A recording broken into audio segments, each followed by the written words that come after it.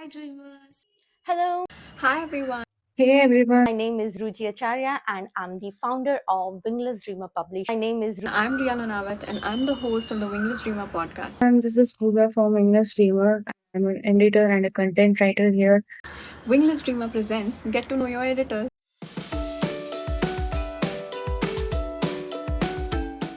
Let's get started.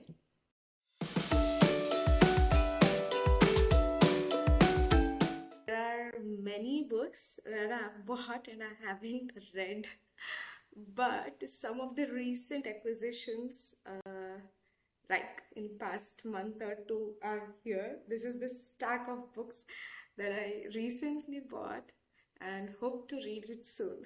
So I've bought The Secret History by Donna Tartt and I tried reading it a lot of times but I just couldn't. It's very slow paced. So I'm trying to read it but I kind of can't. One of many books that I have bought and never read is Mahabharata. There is an old saying among Indians that after reading this book, you come out as a wise person. So do read it and let me know if you become wiser. Kaizen by Sarah Harvey. And although I bought that book, I read only 2-3 pages because of my busy schedule. Maybe I'll take some time out and read it.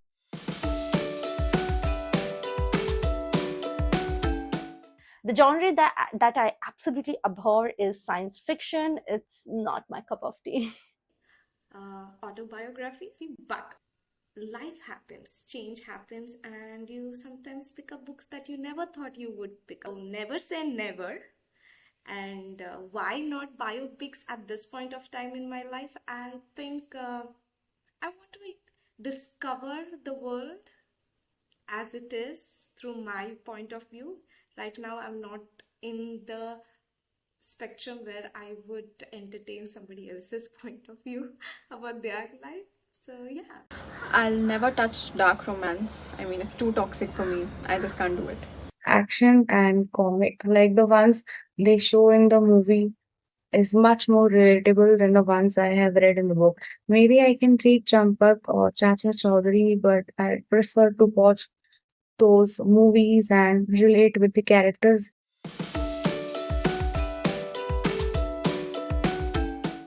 It's from William Shakespeare's work Hamlet 2, Act 2, Scene 2. There's nothing either good or bad. Um, Thinking makes it so. It reminds me simply that our interpretation of situations and events themselves shapes our emotional reality. Two quotes from the same book. The book is Perks of Being a Wallflower. Do you always think this much, Charlie? Is that bad? I just wanted someone to tell me the truth. Not necessarily, it's just that sometimes people use thought to not participate in life. And I somewhere connected to that.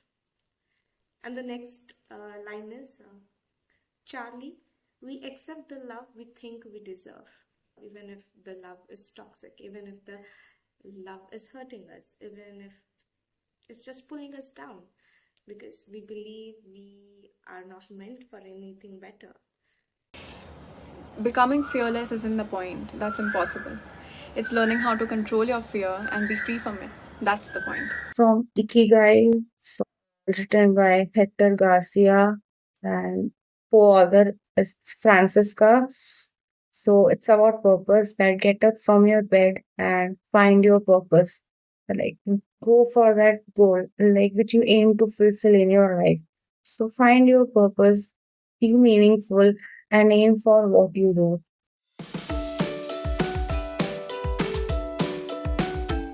It's Me Before You by Jojo Moyes. After reading that, I started challenging everything I believed in. I lost conviction in everything that I used to believe in. Torment by Dylan Page. It's a very dark romance. There is abuse elements to it. The way the writer has portrayed it, and the end scene of Torment, where the protagonist's brother, stepbrother, kills himself as he sings the song "Take Me Back to the Night We Met." A Stranger by Albert Camus. There is this famous line in the book, um, mother died today, or maybe yesterday. I can't be sure.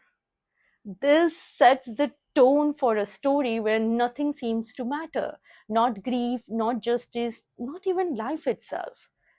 So, is the existential gut punch where it forces me to confront unsettling questions.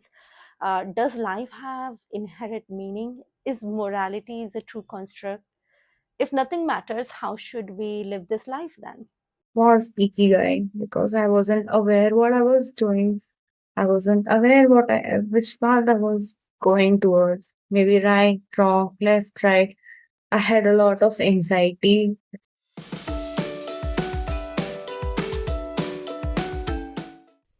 The Perks of Being a Wallflower. It is so beautifully written that the one thing that I want to read from this book again is I guess we are who we are for a lot of reasons, and maybe we'll never know most of them.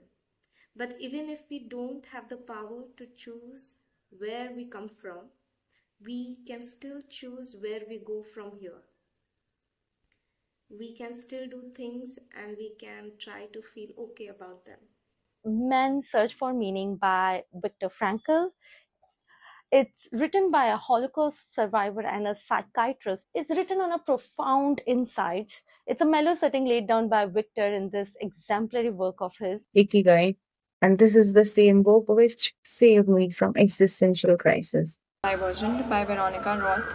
I read it when I was 14 or 15 and I didn't know what career path to choose, and I was scared that my parents won't like whatever career I was choosing.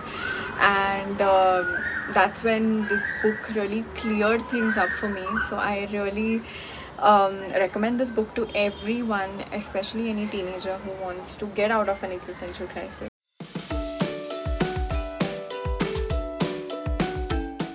House of Leaves by Mark Danielski.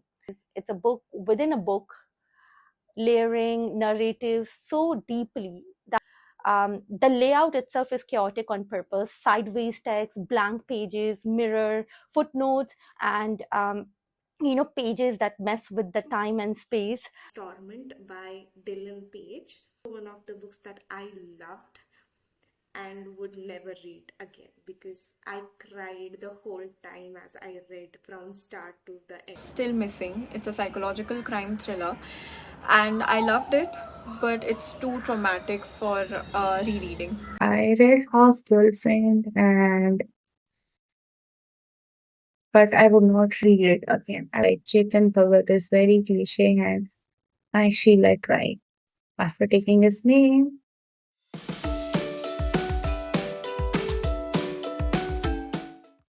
I'd rather not change anything.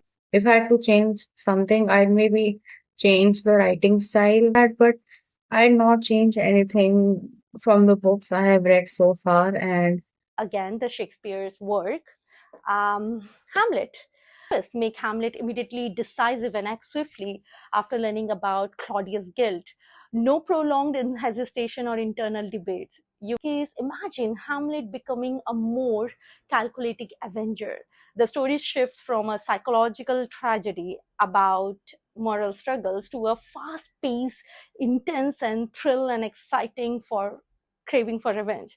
But this also means getting other things out of the picture. For example, the famous line, to be or not to be. That is Harry Potter. Fred didn't have to die. I wouldn't want to change a single thing. I think it's beautifully written, beautifully woven into such an amazing world of wizards and witches.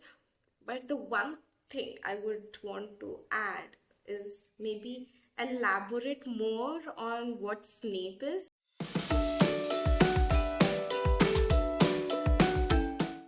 Vampire Diaries. It's one of my favorite series, and Damon Salvatore is one of my favorite characters from Vampire Diaries.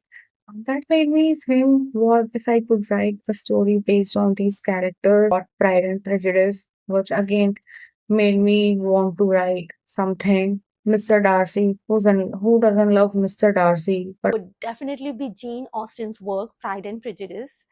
Reading Pride and Prejudice felt like witnessing the perfect blend of wit, romance, and social commentary, all wrapped up elegantly in a crafted prose.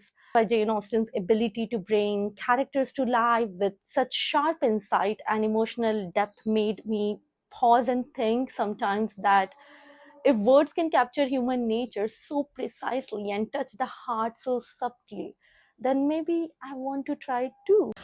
After reading The Mortal Instruments, I started writing because the language that Cassandra Clare has used in the book, it's so ornate, but at the same time, it's very simple. So her style is what inspired me to write. This is the terrible tiny tales. What made me feel like even I would want to write. It's the simplicity, and that you don't have to need a complex imagination, a big vocabulary, or an amazing.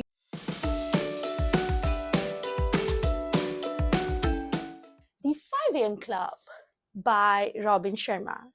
The book taught me that waking up early isn't just about productivity alone, it's about reclaiming what's yours, your time, protecting your inner peace, and choosing to start the day on your own terms before the world demands your attention.